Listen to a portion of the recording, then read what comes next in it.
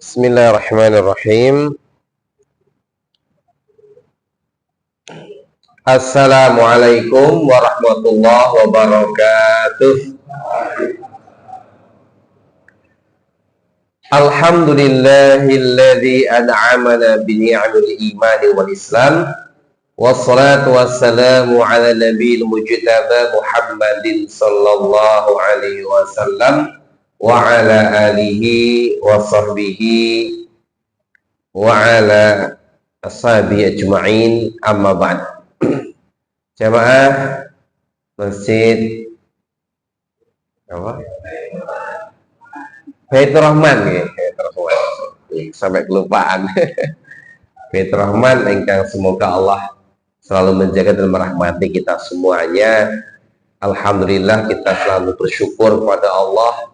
Syukur yang kita harapkan menjadi bagian dari upaya kita untuk menjaga nikmat-nikmat Allah ini, karena syukur itu menjadikan nikmat tetap dan bertambah. La in syakartum lazidannakum. Yang kemudian juga selain bersyukur kepada Allah, kita juga secara lisan kita juga bisa menggunakan nikmat-nikmat yang Allah kasihkan kepada kita dengan upaya untuk mentaati Allah. Kenikmatan yang kalau kadang-kadang tidak kita rasakan itu seperti biasa saja, tapi kalau kita membandingkan yang lain gitu ya, terasa betul. Terus terang saya sangat merasakan nikmat negeri kita ini ketika dulu saya pulang dari relawan kesehatan, penerjemah kesehatan di Turki waktu musim dingin, kemudian min 6 derajat Celcius gitu ini ya dinginnya, kemudian keamanan tidak terjamin sehingga untuk belajar sulit, untuk jamaah sulit, khutbah Jumat baru khutbah segera dipercepat karena ada pesawat di atas yang siap ngebom setiap saat. Begitulah keadaan. Kita bersyukur kita ya at'amahu min ju' wa amanahu min khauf, yang kita dapat semuanya, alhamdulillah. Mari kita guna untuk bersyukur diberi Allah nikmat negeri yang sangat mulia, indah ini, negeri yang sangat kaya SDA-nya.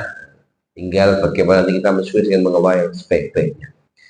Sallallahu alaihi wasallam untuk Nabiullah Muhammad sallallahu alaihi wasallam yang telah mengajarkan segala berbagai macam kebaikan, tinggal kita mengikuti dan melaksanakannya. Juga pada keluarga, sahabat, dan berikutnya setia sampai hari kiamat. Jamaah sekalian, kita mulai pembacaan basmalah. Bismillahirrahmanirrahim. Tema kita masih melanjutkan tentang 5 racun hati. Yang dulu telah kita bahas tentang fudu. Yang pertama, yang 5 itu adalah fudul kalam, kemudian fudul nadhari, fudul mukhalatati, fudul ta'ami, wa fudul naumi. Berlebihan dalam berbicara, berlebihan dalam melihat, berlebihan dalam bergaul, berlebihan dalam makan, berlebihan dalam tidur. Ini 5 hal yang merusak hati seorang hamba. Kita sudah memulai dengan fudulul kalam, berlebihan dalam berbicara, yang mana lesan ini yang bentuknya kecil, tetapi kalau tidak hati-hati memanage itu bisa menjadi wasilah ke neraka jahanam. Hal yakubun nasu finnari ala wujuhim illa hasaidu alsinatihim.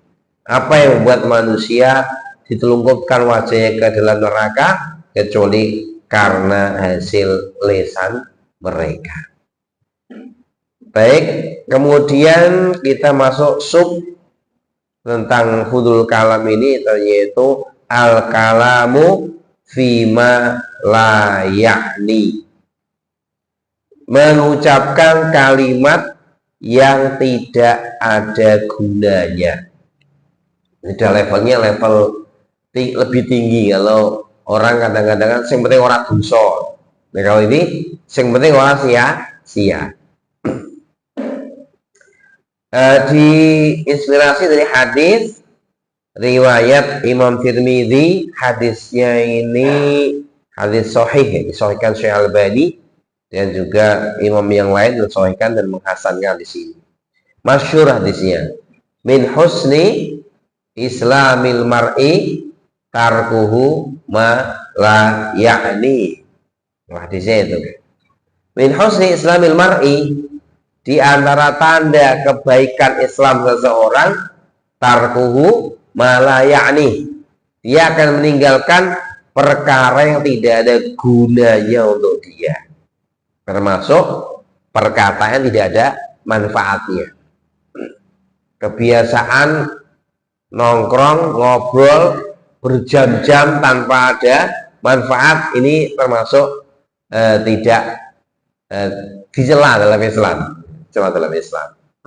karena memang Islam ini sangat menghargai waktu. Bahkan waktu itu merupakan roksumal, merupakan modal hidup. Kita sama-sama dikasih Allah waktu 24 jam, tetapi nanti hasilnya di akhirat beda-beda. Dari mana bedanya? Ya sesuai seberapa kita memanfaatkan waktu dalam ucapan, dalam hal-hal lain gitu ya. Nah, hari ini mungkin banyak sekali orang-orang yang suka itu ngomong-ngomong tidak ada manfaatnya, ngerumpi. Kalau sekarang mungkin dikemas dengan apa? Ngopi ya, ngopi, kopi. Ya, saya pernah juga waktu zaman Aceh apa itu kena tsunami itu Pak ya, tahun berapa itu Pak? 2004 kalau salah ya. Saya 2006 Pak. Ya, saya diutus ke Aceh untuk membantu recovery mental gitu. Saya isi pengajian ibu, bapak, menguatkan, istilahnya menguatkan iman gitu.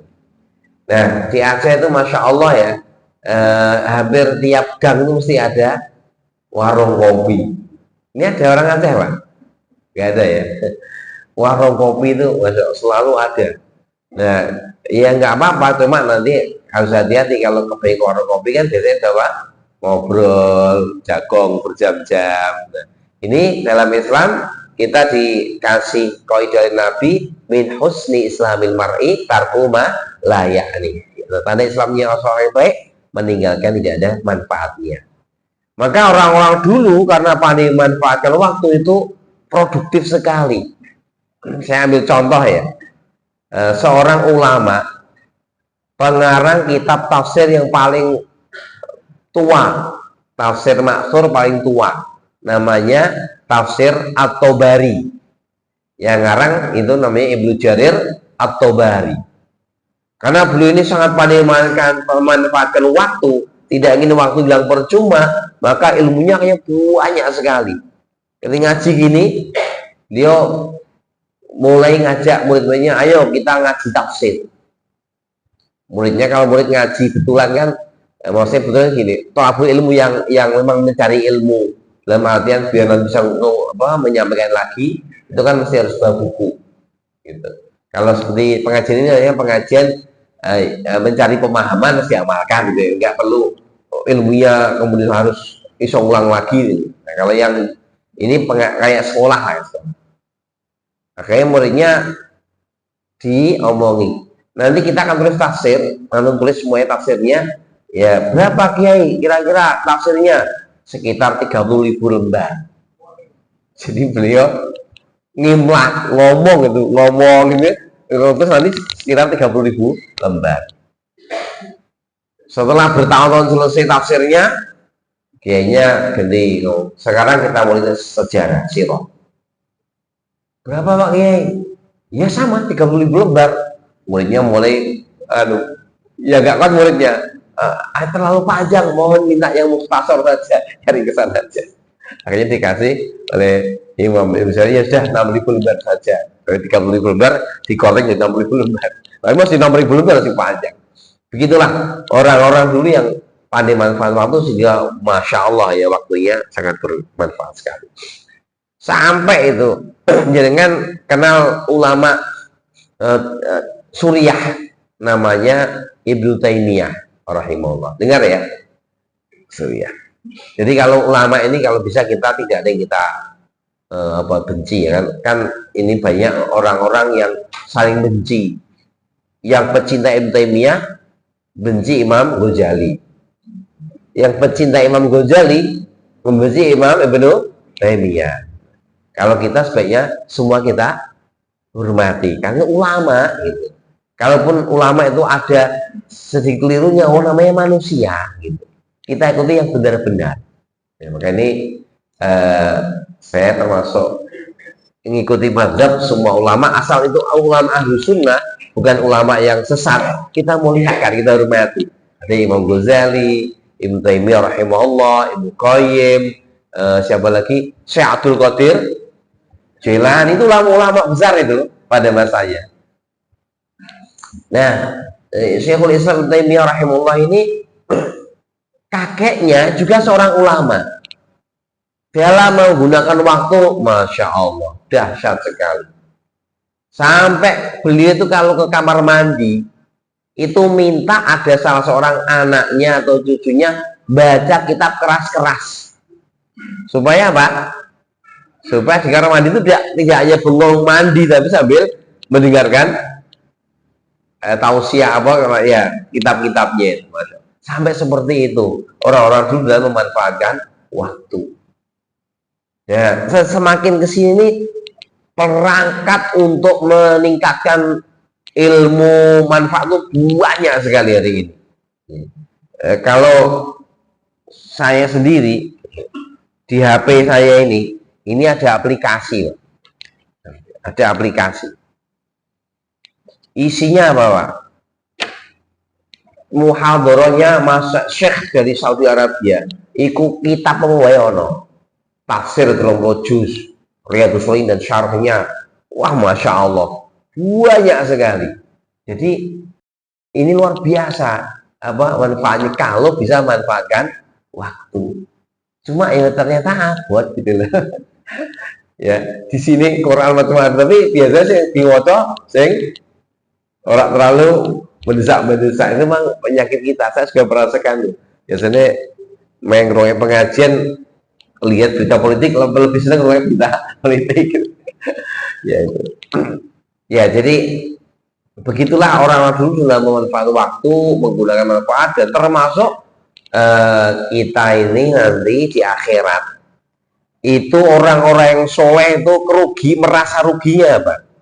Saya cari hadisnya ya, hadisnya di sini ada. Agak lupa.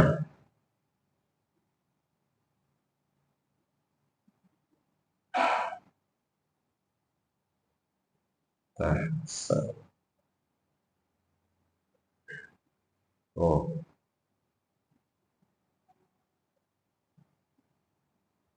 Jadi ada hadis yang menyebutkan laisa yatahassaru ahlul jannati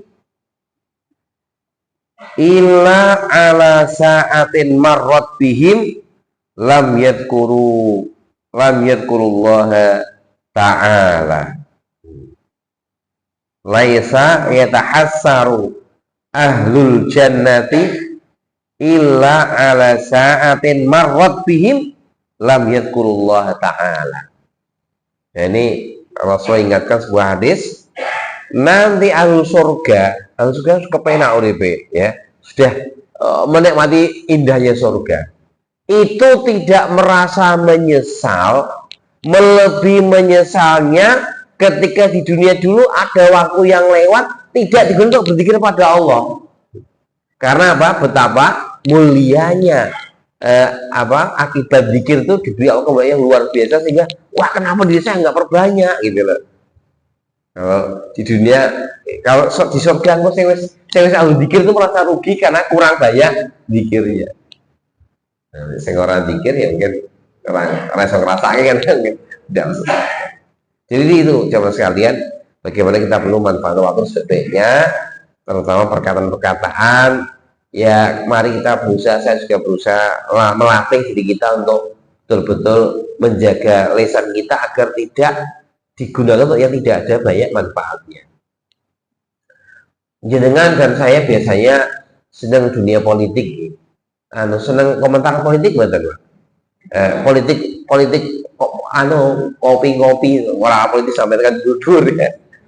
Biasanya kalau kaum lelaki-laki itu mesti suka ngomong tentang dunia perkembangan gitu. Nih ibu-ibu mungkin jarang ya.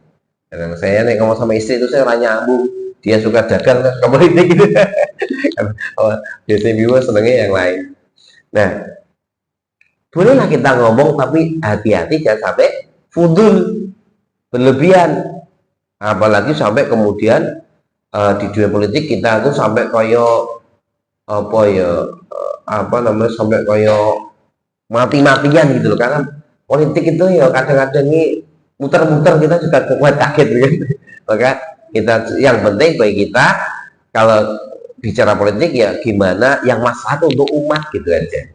Kira-kira yang maslahat siapa? Misalnya sekarang ini mau pil banyak ya Pak. Ini pil apa ini? Tinggal pil apa sih ini?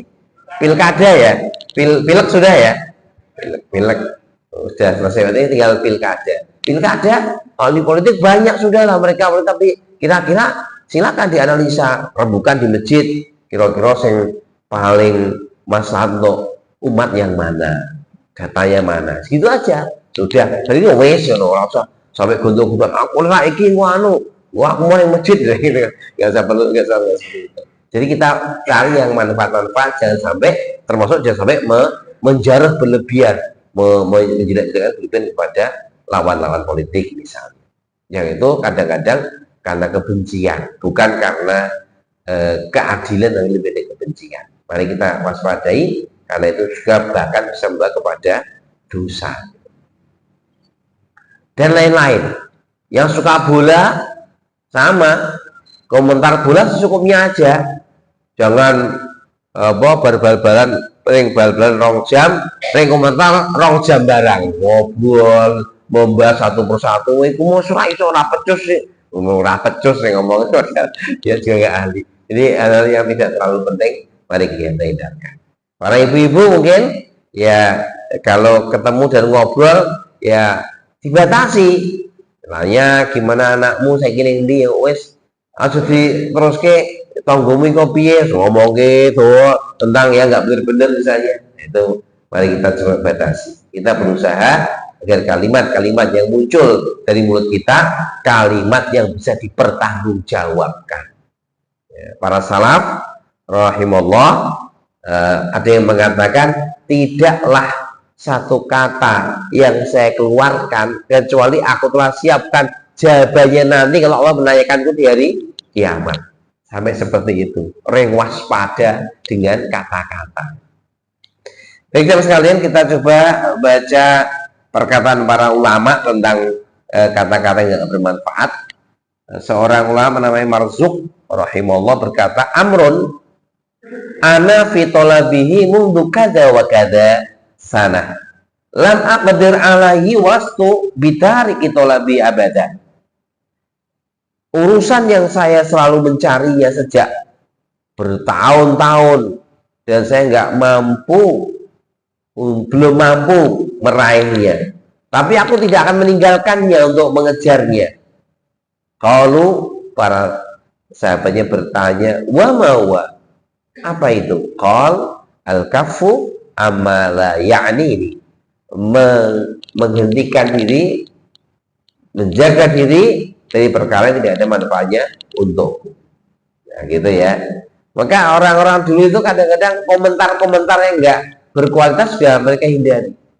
Mereka lewat jalan gitu, ada yang salah yang jalan, terus melihat ada bangunan tinggi, dia komentar, ngopo bangun dur kayak ngono. Padahal dia nggak tahu. Setelah itu dia mikir, loh, saya kok ngomong gitu? Apa manfaatnya? Dia istighfar. Karena ngomentari yang tidak tahu dan tidak ada kepentingannya. Sampai seperti itu beliau-beliau dalam menjaga dirinya. Kemudian dari Hasan berkata, min alamati i'radillahi ta'ala 'anil 'abdi ayyaj'ala syughlahu fima la ya'ni khidlanan minallah azza wa jalla. Dan termasuk tanda dari apa ini? I'radillah, dari berpalingnya Allah dari seorang hamba, yaitu hamba itu Allah jadikan kesibukannya fima la ya'ni, terhadap urusan yang tidak ada manfaatnya, khidlanan min Allah, sebagai perendahan dari Allah kepada orang itu. Orang yang tidak tak dekat dan kepada Allah, dibiarkan hidupnya itu nggak ada manfaatnya. Ngomong yo, dengan lihat TV itu kalau sedang entertainment ya, apa itu, kemudian ya banyak sekali itu yang tidak manfaat itu, kayak tentang dunia rumah tangga artis yang tidak bisa menjadi tauladan sebenarnya. Ya hanya ngobrol itu kan hal yang baik, tidak ada banyak manfaatnya. Makanya harus kita waspadai, apalagi sekarang juga hampir semua manusia itu sepertinya punya HP ya Pak ya. Saomah nih HP ini ya dewi-dewi lah satu. Ya itu kan luar biasa, HP ini hari ini kan banyak menyita waktu, banyak menghabiskan waktu yang kadang-kadang tidak penting-penting, akhirnya terus gitu. Itu ya siapapun, kalau saya juga harus selalu ingat, hati-hati, selalu evaluasi, karena kalau tidak nanti waktunya habis. Saya ngerasa megang HP kadang-kadang istirahat sak jam itu kalau saya entek kanggo bukai HP. Iku nek maca kitab ya lumayan itu, tapi kan hari ini semangat baca kitab bagi para pelaku itu ya akhirnya berkurang karena sibuk dengan HP itu. Hari ini kemarin ada para alumni dari Syahada yang kuliah di Yaman kan, harus ke Yaman itu ngaji karo Syekh, dia cerita ngeluh minta nasihat sama Ustaz Hakim sebagai ketua yayasan pas sedang umroh. Beliau ditanya, Ustadz kami sudah sampai Yaman, sudah ketemu para ulama, cuma yang berat di kami itu menjaga waktu Ustadz. Kalau sudah ketemu HP ini asik dengan HP. Ini jadi memang luar biasa. Makanya kalau mau belajar serius sih memang kayaknya paling aman sekarang ya di pondok ya. Kan HP-nya dibatasi ya, dibatasi nggak bisa buka-buka kitab, bisa apa gitu. Kalau nggak di pondok kayaknya, kalau sekolah-sekolah di luar pun nggak megang HP kayaknya angel ya Pak ya, mesti harus megang HP. Itu berat. Atau sekolah-sekolah yang mungkin kalau nggak pondok ini sekolahnya agak lama tuh, dari pagi sampai asar di sekolah, nggak pulang-pulang tinggal kesele gitu. Ya, itu kemudian seorang tabi'in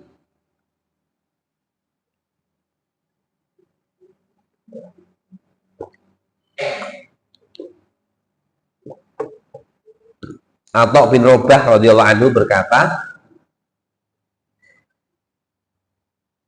inna man kana qablakum kanu yakrahuna fudulal kalam wa kanu ya'uduna fudulal kalami ma'ada kitab Allah wa sunnati Rasulillah sallallahu alaihi wasallam.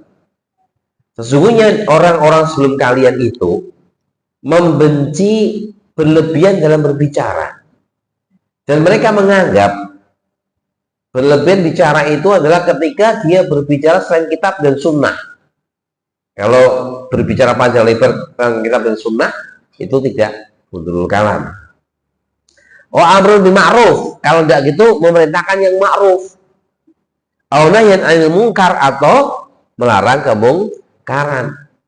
Au ain tantiqa fi hajatika fi ma'isyatika allati la budda laka minha, atau memang kau membicarakan tentang kebutuhan kehidupanmu yang memang harus kau bicarakan. Atun kiruna anna 'alaikum hafidhina kiraman katibin anil yamin shimali qa'id. Apakah kalian mengingkari, tidak menyadari bahwa kalian itu selalu ditemani malaikat penjaga, penulis yang selalu menulis yang mulia. Jadi arah kanan dan kiri, duduk Ma yalfidzu min qawlin illa ladaihi raqibun atid. Tidaklah ada satu perkataan kecuali selalu ada di sisinya raqib dan atid. Tidakkah salah seorang dari kalian malu idza nasyat sahifatahu allati amlaha sadra nahari? Tidak kalian malu apabila nanti lembaran-lembaran catatannya dibuka yang dia tulis, dia imlakkan di siangnya, karena akhul mafiyya laisa min amri dini wala dunyaw. Ternyata isinya perkara tidak ada urusan kepentingan agama ataupun kepentingan dunianya, hanya perkara-perkara yang tidak ada manfaatnya. Ini nasihat Atha bin Abi Robah yang hidup pada masa, tapi dulu saya ingatkan, jangan ngentek waktu untuk ngobrol ngalor itu tanpa makna. Itu ya. Baik, teman sekalian, nasihat tentang berkata yang tidak ada faedahnya. Kita berusaha untuk menghindarinya, baik dalam urusan-urusan apapun kita hindari. Ya, kita berbicara yang bermanfaat saja.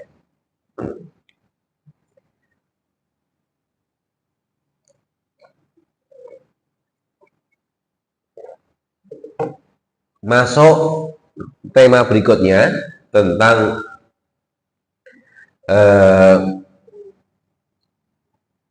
fudul kalam, bentuk fudul kalam, yaitu al-ghibah, ghibah, yang mana ghibah itu sudah Nabi definisikan. Beliau bersabda, atadruna mal ghibah? Tahukah kalian apakah ghibah itu? Qalu Allahu wa rasuluhu a'lam. Sahabat menjawab, Allah dan Rasulnya lebih tahu. Adabnya para sahabat ya, tidak sok keminter, tapi kalau nggak tahu ya Allah wa rasuluhu a'lam. Kemudian dia menjawab, zikruka akhoka bima yakrah. Ghibah itu zikruka akhoka, engkau menyebutkan tentang saudaramu bima yakrah, yang dia itu yakrah.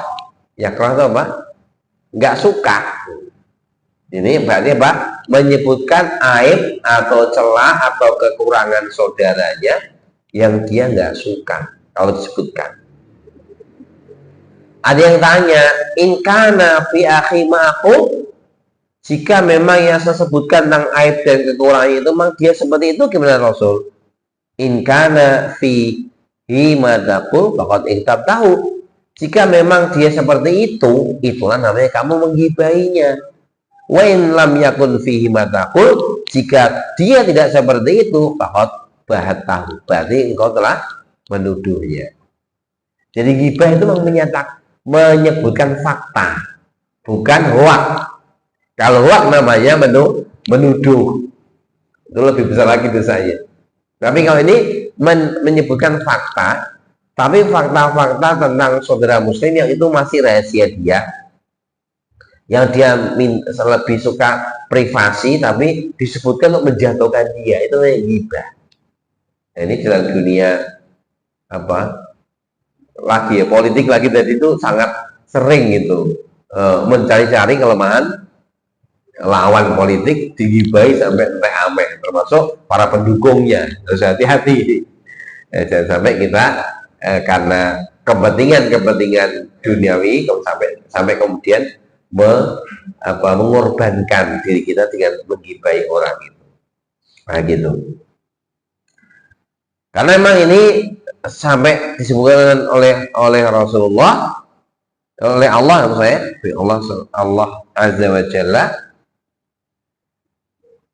wala yaghtab ba'dukum ba'do, surat Al-Jurat ini ayat 12. Wala yaghtab ba'dukum ba'do, jangan salah seorang kalian menggibahi orang lain.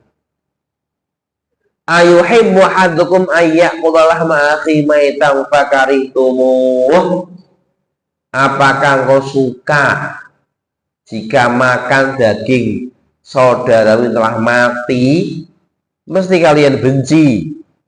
Wattaqullah innallaha tawwabur rahim, takutlah pada Allah, Sesungguhnya Allah Maha Pengampun lagi Maha Penyayang. Jadi ngomongin orang itu ibaratnya makan daging bangkai saudaranya telah mati.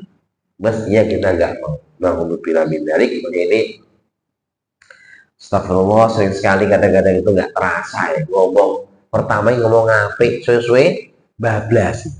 Ini harus kita juga harus waspadai karena memang ini penyakit yang sering kambuh pada kaum muslimin, pada kita semuanya, bisa terkena gitu. Ya mau orang kroso gitu ngobrol misalnya dengan ditakoni kok Pak Iko piye Pak Iko saiki, kan niatnya cuma tanya kabar, ngoreng ngabari kok kan jadi gibah gitu. Iko anu saiki sehat tapi anu Iko payah mulai cerita elek ini jadi kena gibah. Hati-hati betul karena ini penyakit. Kita semua terus berusaha untuk berhati-hati dalam menjelaskan orang lain. Satu gambaran ya, suatu ketika Ibu Aisyah radhiyallahu anha kan cemburu sama istri beliau yang lain. Nah, Ibu Aisyah ini kan istri tertua setelah, maksudnya bukan tertua usia ya, istri terawal setelah Khadijah kan. Khadijah wafat radhiyallahu anha, kemudian beliau nikah dengan dua wanita. Yang pertama Saudah ini ya binti Zam'a yang sudah sepuh, sudah tua. Yang kedua siapa? Aisyah binti Abi Bakar yang masih sangat muda, umur berapa itu? 7 tahun ya. Kemudian baru beliau nikah dengan lain. Nah, di antara istri lain ada yang namanya Sofiyah binti Huyai. Sofiyah ini turunan Yahudi, orang Yahudi aslinya. Kemudian masuk Islam, diambil oleh Rasulullah SAW. Putranya kepala sukunya Yahudi. Nah, Sofiyah binti Huyai ini orangnya punya kelebihan, selain parasnya cantik, juga pintar masak. Jadi takdirnya tubuhnya tidak setinggi ibu Aisyah. Nah, kemudian Ibu Aisyah ketika cemburu, akhirnya muncullah keinginan untuk menyebutkan kelemahan daripada madunya itu. Beliau cerita, qultu lin Nabi sallallahu alaihi wasallam. Saya dulu pernah berkata kepada Nabi sallallahu alaihi wasallam, hasbaka min Safiyyati kadza wa kadza. Kamu itu kok mau Rasulullah sama Sofiyah yang begini sambil maksudnya pendek. Lalu Nabi langsung menyanggah perkataan Ibu Aisyah dengan bahasa sangat tegas. Laqad qulti kalimatan la muzijat bima'il bahri la muzijat. Wahai Aisyah, sungguh engkau telah mengatakan satu perkataan yang sekiranya dicampur dengan air laut akan berbau busuk air laut karena perkataan. Padahal air laut itu bisa busuk ya? Asin ya? Ada barang busuk masuk laut, airnya busuk atau itu yang malah hilang busuknya? Jadi malah airnya nggak bisa terbawa busuk karena air laut. Tapi Nabi sampaikan itu sebagai bentuk apa? Penyangatan. Gede bener dosanya itu, gibahi orang sampai diibaratkan kalau kalimatmu itu ibarat barang dimasukkan air laut, nanti kalau saya berbau busuk karena baunya barang itu.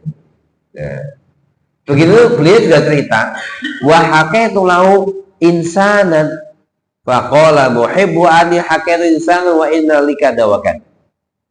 Lalu Aisyah juga pernah menirukan seseorang, menirukan tuh mungkin melakukan ini loh, contoh tapi contoh sing untuk merendahkan.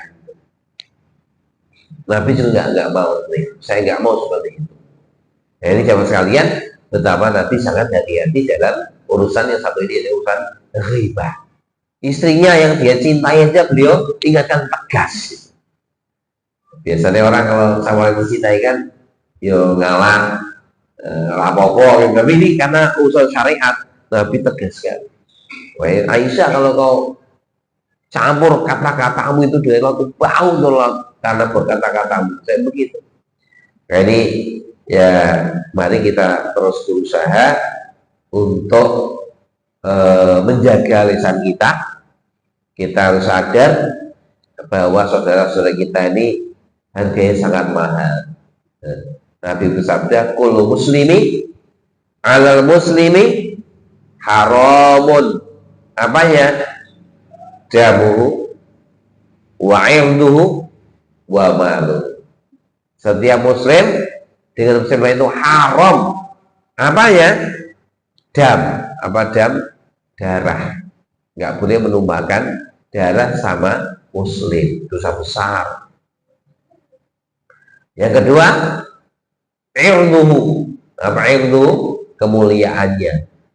Jatuhkan lisannya. Dia itu ini, dia itu ini. Sehingga orang membencinya. Itu dosa besar sekali. Wa malu juga hartanya tidak boleh mengambil harta orang muslim tanpa alasan yang benar. Itu jamaah sekalian nasihat-nasihat Nabi Sallallahu Alaihi Wasallam tentang ghibah. Begitu pula ketika Nabi melaksanakan haji wada, beliau berkhutbah, inna dima'akum wa aradakum haramun alaikum kahurmati yaumikum hadha fi syarikum hadha fi baladikum hadha. Sesungguhnya darah kalian, kehormatan kalian haram atas kalian untuk ditumpahkan dan dijatuhkan. Sebagaimana haramnya, mulianya hari ini diharapkan untuk berbuat buruk. Sebagaimana mulianya bulan ini.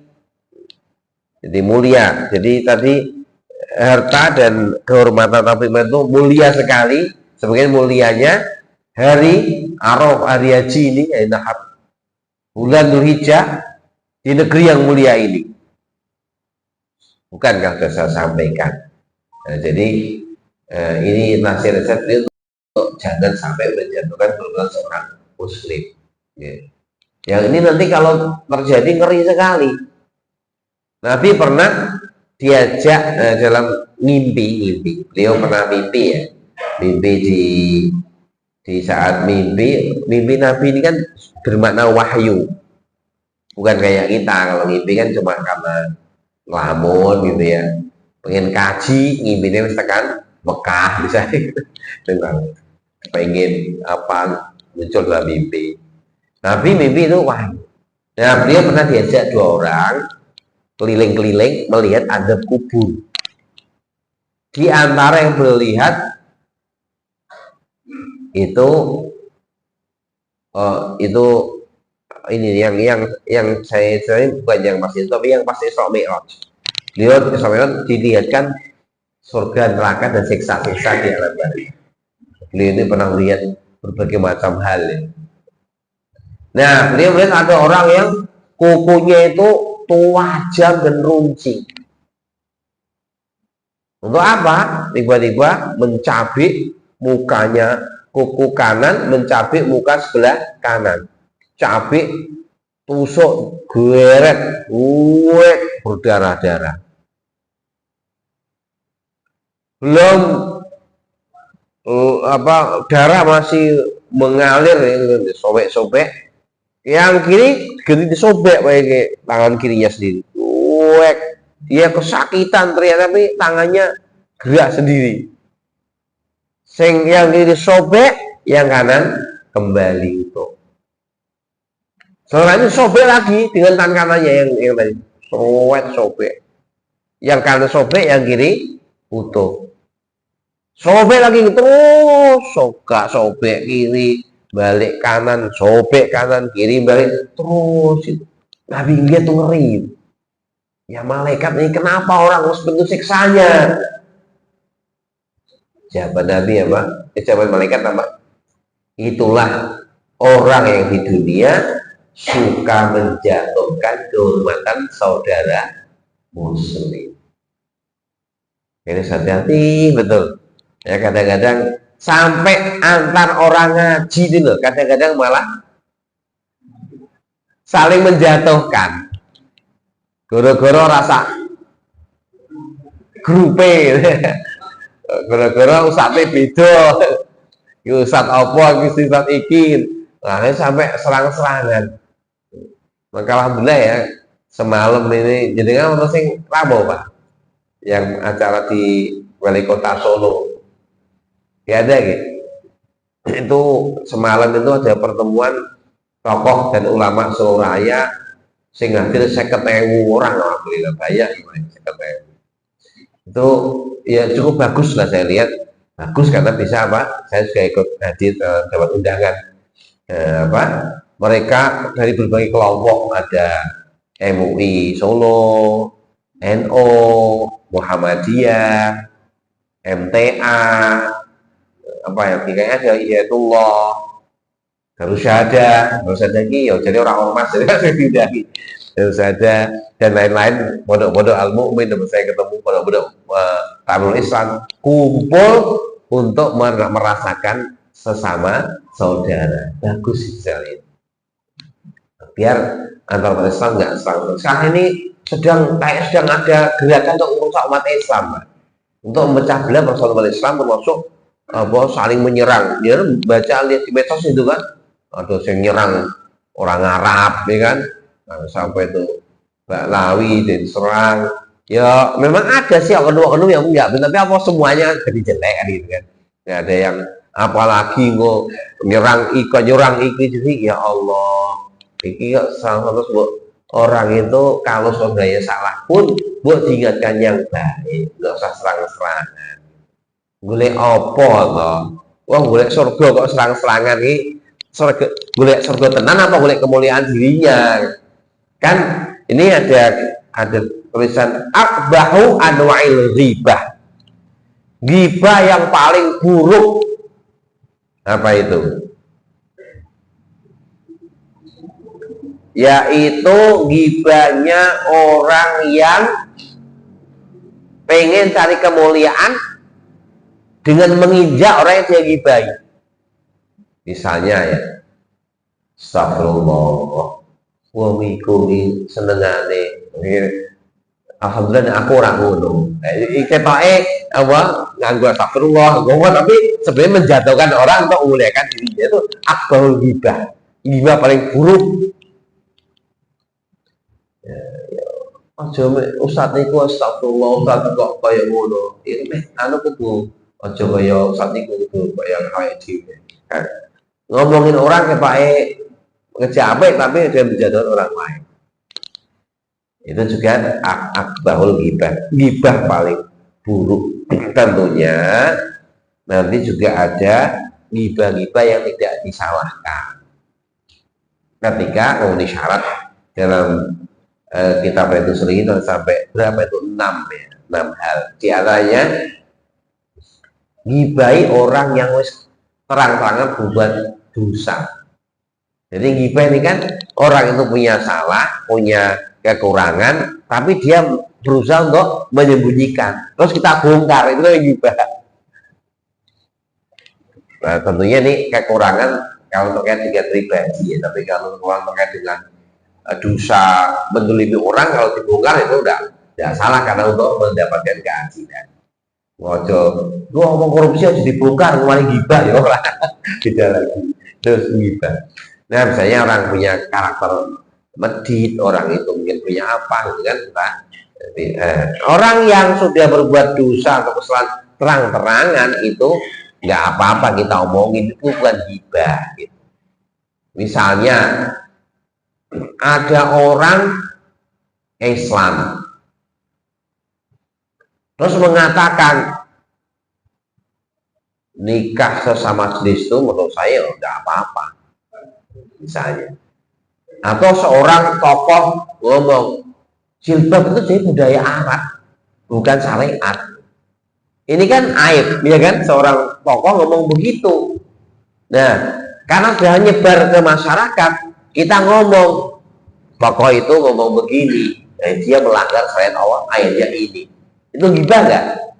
Enggak, karena dia sudah terang-terangan berbuat salah di depan publik. Contohnya begitu. Atau ada orang di perapatan malam minggu ya, di malam Jumat dengan orang malam minggu mabuk di perapatan kan sudah diisin nih. Kita ngomong, cahaiku saya mabuk loh, hati-hati. Gibah nggak itu? Enggak, gibah yang tidak terlarang. Enggak termasuk gibah yang terlarang karena dia sudah nggak punya malu. Yang berikutnya, orang yang minta fatwa. Misalnya ada kasus zaman Nabi, seorang ibu-ibu nemuin Nabi menyebutkan aib suaminya, tapi dalam rangka apa? Minta fatwa. Ya Rasul, suami saya ini punya karakter pelit. Kalau ngasih uang saya itu nggak cukup untuk makan dan minum anak dan saya. Kalau saya ngambil uangnya jim-jim itu dosa tidak? Ini kan apa? Menyebutkan fakta keburukan suami, tapi untuk mencari solusi fatwa itu tidak termasuk ghibah. Maka jadi kan kalau ada problem keluarga, terus konsultasi ke konsultan, cerita apa adanya untuk mencari solusi, itu tidak salah, boleh. Ya, karena ternyata banyak juga ya Pak ya, keluarga-keluarga itu pada bermasalah itu banyak. Kan itu apa, Ustadz Abu Fatihah itu ya, tetangga saya itu kan punya apa, meneruskan Sutris Moro di Solo itu kan apa itu konsultan keluarga sakinah, cerita oh sing wis 30 tahun dia malah cerai, terus diputu minta cerai. Itu kan problem-problem keluarga itu cukup banyak ya, itu karena mungkin tadi ya apa, ada hal yang perlu dibenahi dalam kehidupan berkeluarga. Nah, seperti itu kalau cerita dalam dari fatwa tidak apa-apa. Apalagi memang orang itu ya sebutannya itu yang dia sudah nggak sakit hati disebut misalnya ke aib. Dulu ada orang bernama Al-A'raj. A'raj itu apa? Pincang. Al-Asom. Asom itu apa? Tuli. Ya, karena sudah kadung melekat dalam diri dia dan dia nggak sakit hati, itu tidak termasuk dianggap ghibah. Misalnya kalau tokoh politik ada namanya Bambang Pacul ya, nah, itu kan Pacul kan, katanya orang kan, tapi beliau tidak sakit hati dan sudah biasa itu kan. Bambang sendiri kok sih Bambang Pacul, nah, gitu. Itu tidak apa-apa. Kalau untuk Indonesia ya, itu termasuk ghibah yang tidak terlarang dan lain-lain. Jadi itu sama sekali yang penting kita nih kalau ngomongin orang itu tidak niat marem ke hati dan menjatuhkan orang itu, tidak niat ke situ, tapi lebih kepada niat untuk mencari solusi itu. Baik, saya pikir itu dulu. Untuk berikutnya nanti ada sebab-sebab munculnya ghibah, kemudian cara menghapuskan dosa ghibah, kemudian namimah, kita coba bahas di pertemuan yang akan datang insyaallah ta'ala. Sebelum saya akhiri, mungkin ada yang mau menyampaikan sesuatu, saya persilakan yang ada. Iya Pak. Iya. Salam.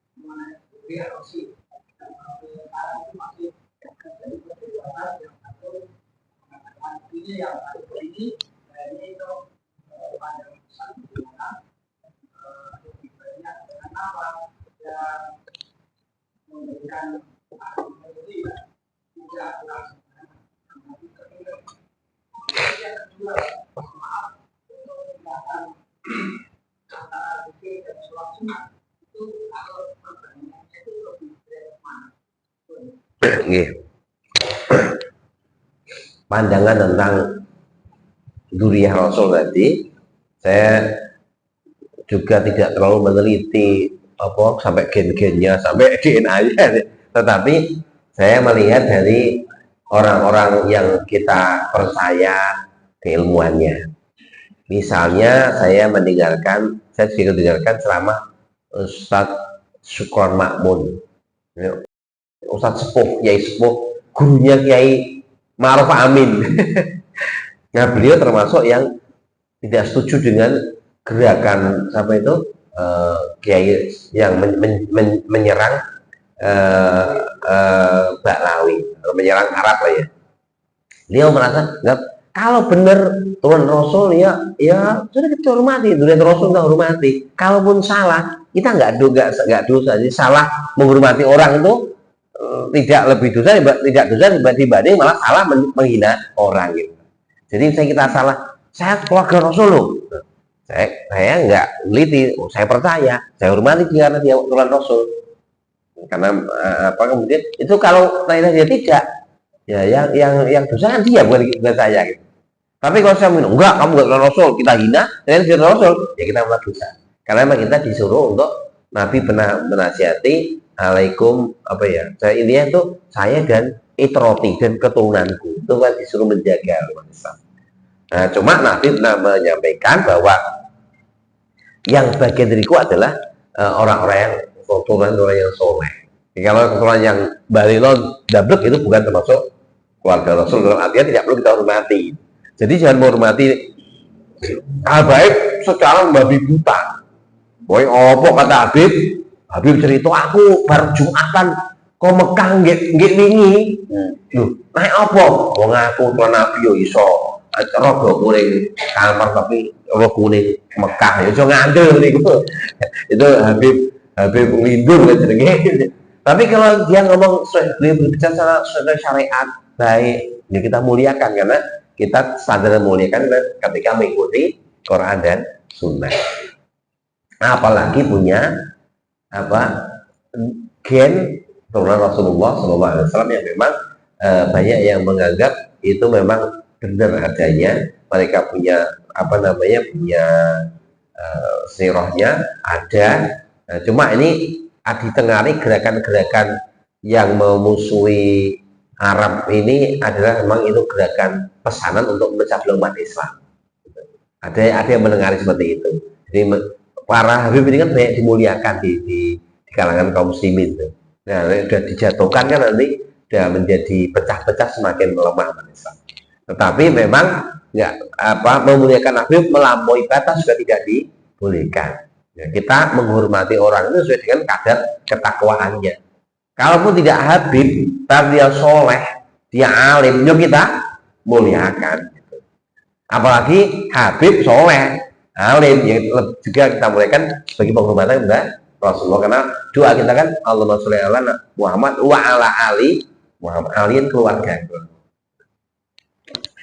Nah, kemarin saya dipotong-potong, ya nggak suka dipotong-potong kayak Habib Rizik, diambil yang nggak ganti Habib yang salah, bahwa sengaja dipersalahkan. Itu jadi ada unsur kebencian yang itu mestinya tidak harus terjadi. Itu saat ini Pak. Jadi kita harus bersikap insaf, adil, pertengahan. Kalau memang beliau ini habaib ini dzurriyyah Rasul, semoga benar. Kemudian mereka orang soleh yang mengikuti Rasulullah, ya kita ikuti, kita muliakan. Karena mereka habaib tapi mereka ternyata melenceng di sunnah Rasulullah, ya kita tidak taati. Baik itu yang suka ngomong-ngomong berlebihan, atau ada juga yang di Solo itu banyak katanya ngaku Habib tapi Syiah. Itu juga kita tidak ikuti, gitu. Karena dia melanggar syariat Rasulullah. Katanya ada di daerah Solo itu yang banyak kepro ke Syiah, padahal mereka habaib-habaib katanya itu ada. Jadi memang macam-macam. Maka kita jangan asal Habib langsung kita ikuti semua. Ya lihat Habib yang bagaimana ajarannya, ikuti kakeknya mau tidak. Kalau enggak, ya jangan ikuti. Ada sholat sunnah dan zikir itu sebenarnya bisa disatukan karena sholat ya zikir.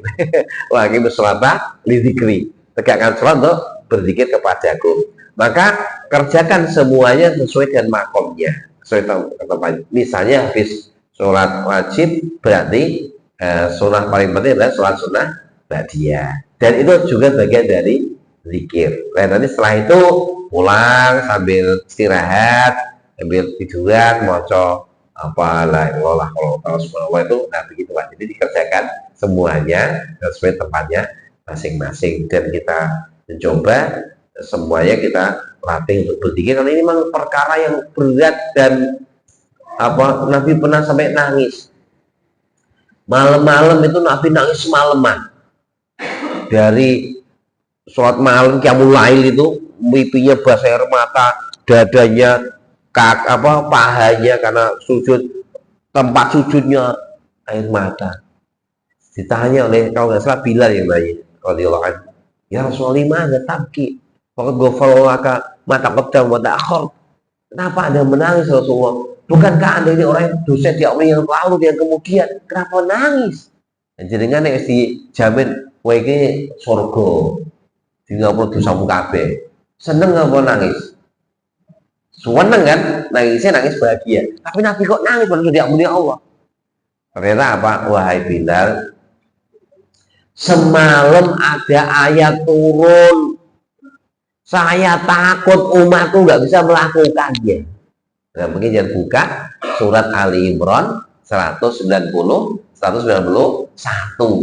Yang di situ isinya adalah apa? Orang iman itu alladzina yadhkurunallaha qiyama wa qu'udan wa 'ala junubihim wa yatafakkaruna ma fi khalqis samawati wal ardh rabbana ma khalaqtana batila subhanaka faqina adzabannar. Itu artinya jadi wong Islam kudune dzikir karo fikir.